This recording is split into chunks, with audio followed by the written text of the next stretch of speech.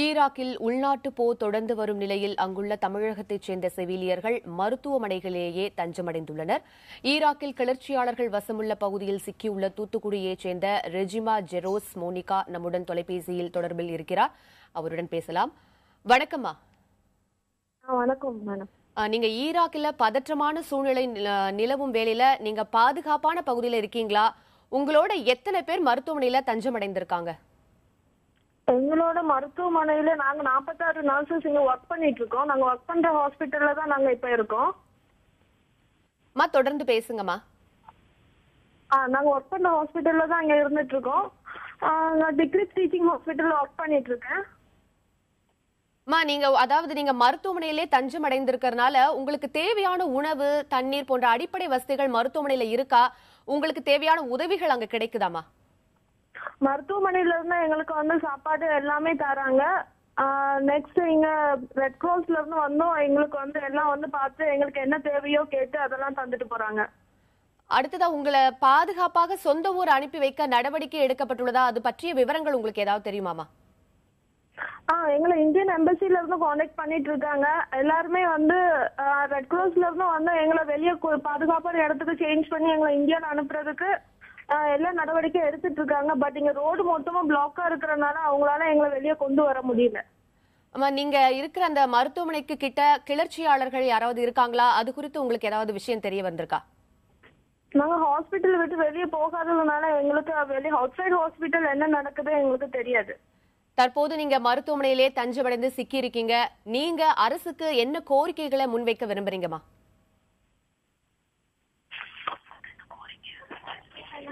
நீங்க தொடர்ந்து பேசுங்க. உங்களுடைய கோரிக்கைகளை அரசுக்கு சொல்லுங்க. இதுவரைக்கும் எங்களுக்கு நாங்க இங்க ஒரு 46 பேர் இருக்கோம். அதுல 15 பேர் இப்போ புதுசா வந்த பேட்சஸ். 4 பேர் 15 பேர் மட்டும் 4 மாசம் வந்திருக்கு. சேலரி கிடைக்கல. எஜிமா, அதாவது நீங்க உங்க பெற்றோர்களிடம் பேசுவதற்கான ஏற்பாடுகளை அங்க இருக்கிற அரசு செஞ்சுட்டு வருதா? ஓகே.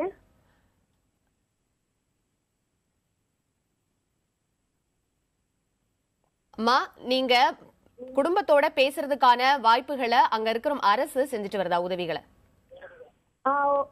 ஓகே. நான் என்ன சொல்ல வரேன்னா, நான் இங்க இப்போ பத்திரமா தான் இருக்கோம். இன்சைட் ஹாஸ்பிட்டல் நாங்க பத்திரமா தான் இருக்கோம். யாரும் பயப்பட வேண்டாம். தற்போது உங்களை மீட்க என்ன மாதிரியான நடவடிக்கைகளை எடுத்துட்டு வருது, அது குறித்த விஷயம் உங்களுக்கு தெரியுதாமா? எங்களுக்கு அதை பத்தி ஒரு நியூஸ் வரல. பிகாஸ் எங்க உள்ள நெட்வொர்க் எல்லாம் இப்ப கிடைக்கல. நெட்வொர்க் கிடைக்காதனால எங்களுக்கு இன்சைட் ஹாஸ்பிட்டல் இருக்கறதுனால அவுட் சைடு என்ன நடக்குதுன்னு எங்களுக்கு தெரியல. பட் இந்திய தூதரகம் எங்களோட ஃபுல் கான்டாக்ட்ல இருந்துட்டு இருக்காங்க. அவங்க சொல்லுவாங்க, ஏதாவது இங்க பிரச்சனைனா ஏதாவது சொல்லுவாங்க. அது மட்டும் தான் எங்களுக்கு தெரியும். தற்போது நீங்க கிட்டத்தட்ட ஒரு 40க்கு மேற்பட்டோர் அங்க சிக்கி இருக்கீங்க, தஞ்சம் அடைந்திருக்கீங்க. உங்களது உடல்நிலை எப்படி இருக்கு?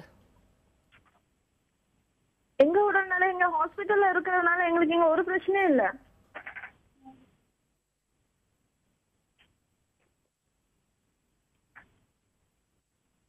அங்க அதாவது நீங்க இப்ப தற்போது அந்த பகுதி முழுவதுமே பதற்றமான சூழ்நிலை நிலவுகிறது. மருத்துவமனையின் சூழ்நிலை எப்படி இருக்கு, அது குறித்து சொல்லுங்கம்மா.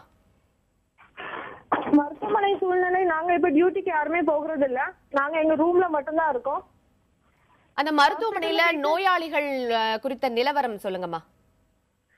ஹாஸ்பிட்டல்ஸ்ல பேஷண்ட்ஸ் இப்ப ரொம்ப கம்மி.